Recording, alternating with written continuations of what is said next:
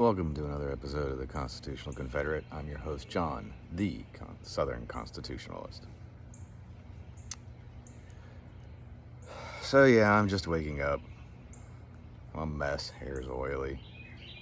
Threw on a shirt that's got tomato soup on it from last night still. I'm just me. It's South Carolina. Finally woke up to kind of sort of a fall type feeling morning instead of the cold winter crap we've been having.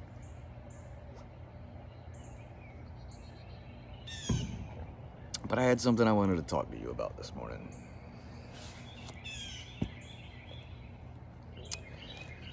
So, there's a lot of people who've been talking about term limits on Congress, House of Representatives, and the Senate. And a lot of people are wanting it. A lot of people are for term limits. But they keep turning around and saying that we're never going to get them because Congress isn't going to let it happen.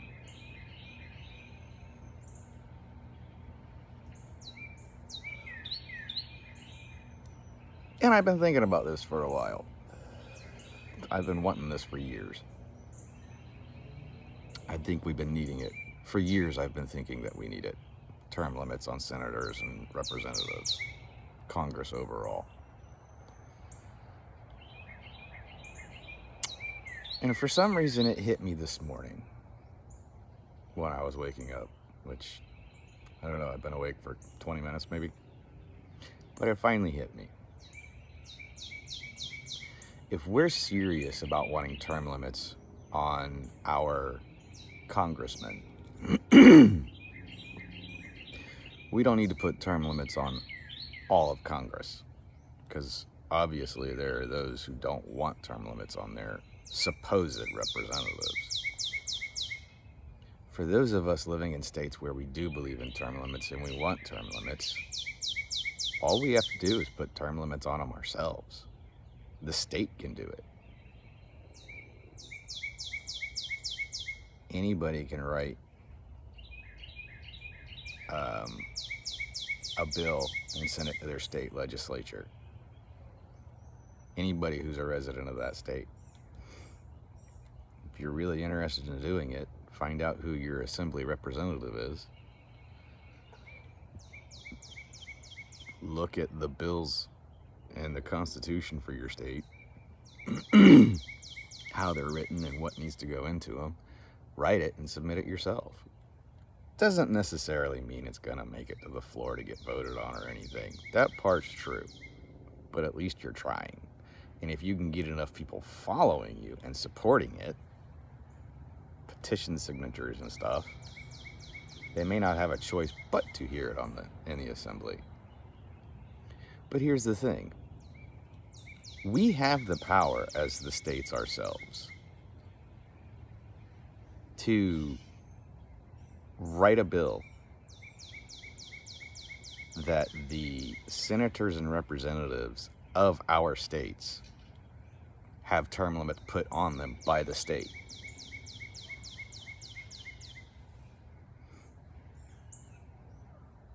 It's that simple. The power comes from us. I keep telling you guys this. The power is granted to them by us. And the truth of the matter is they are supposed to represent us, but I can't tell you anybody who's actually representing their constituents. I keep telling you, I'm not for either political party. I think political parties are crap. I think they need to be done away with. That's a discussion for another time because I'm really not sure how to do it. But as far as putting term limits on your senators and your representatives, that's a problem that can be solved in your state. We can do it ourselves. As long as we get the support and the state assembly sits there and writes the bill and passes the bill, anybody who goes to represent, say, my state, South Carolina, anybody who goes to represent South Carolina will have X amount of terms, and that's it. They can't run anymore.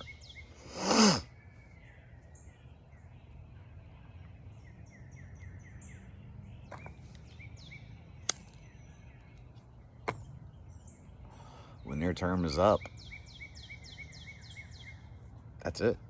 They can't represent the state. It automatically moves on to somebody else.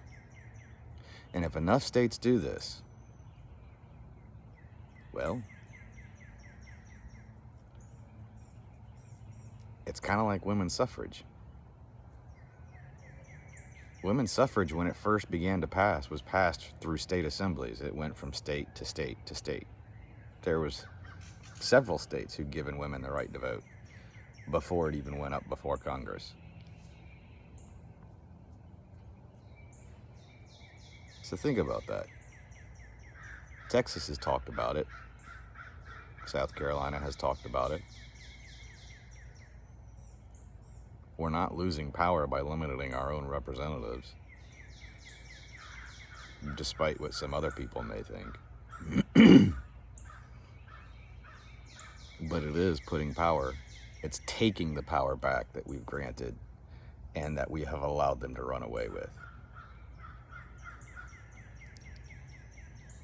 You know, to steal a line from Bruce Almighty, be the change that you want to see in the world. I can take that a step farther. This so-called systemic racism, the problems that we have in our court system. And yeah, there's a lot of problems in our court system. I've experienced them. I've been there. I've been on both sides of the fence with the court system. There's a lot of problems there. We can fix it. We can make demands. We can make demands of our municipalities, of our counties, and we can make demands of our state assemblies. Look at what's going on right now, guys, okay? The White House and certain other representatives up in Congress are doing their damnedest to pass things like gun control, and they're trying to force vaccine passports, paperwork for travel, and things like that. What happened? Governor of South Carolina, Texas, Florida turned around and said, "You're not taking our guns." And they passed bills so that their states are protected and the citizens of their states are protected from the federal government coming in and banning guns and forcing confiscations.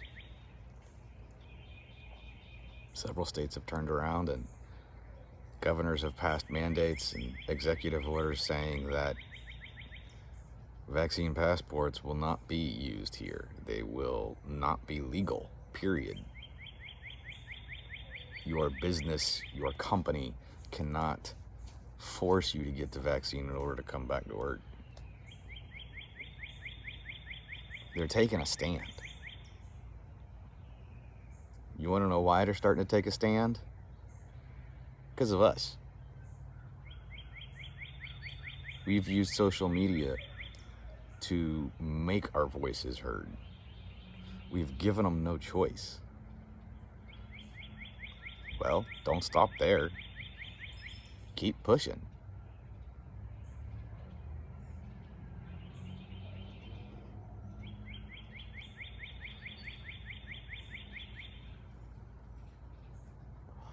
Comes the problem with policing.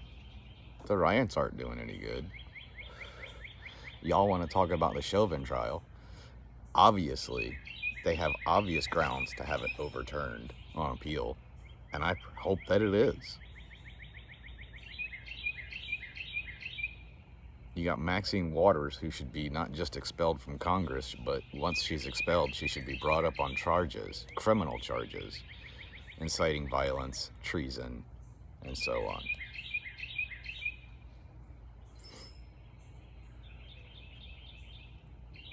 She and Biden both opened their mouth to the public and influenced what happened. The jury themselves, more than one member of the jury, have come out and said they had no choice but to vote guilty, or they felt like they had no choice but to vote guilty because their city was going to burn otherwise, and they knew it. They didn't want to deal with the riots anymore. That's jury tampering, at a minimum.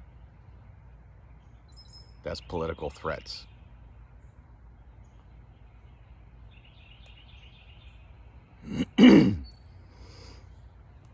there's probably a truckload of charges, depending on the states and what their mandates are. If you're living in Minnesota, go and start looking at what your laws are. You may not be able to press criminal charges against a sitting representative from another state or even from your current state. But you can still have them filed, and they can sit there and wait to be prosecuted for when they come out of Congress. I tell you what, man, Maxine Waters ain't gonna be up there much longer. She's already in her 80s.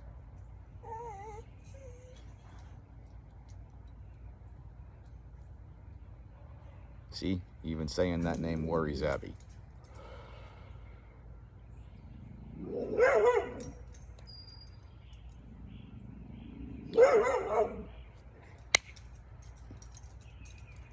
Change starts with us. The power comes from us. The only reason why Congress has so much power right now is because we have relinquished much of it. Take it back. They can't stop you. And to be perfectly honest, if they're representing you properly, they shouldn't even want to stop you. They're there to do our bidding,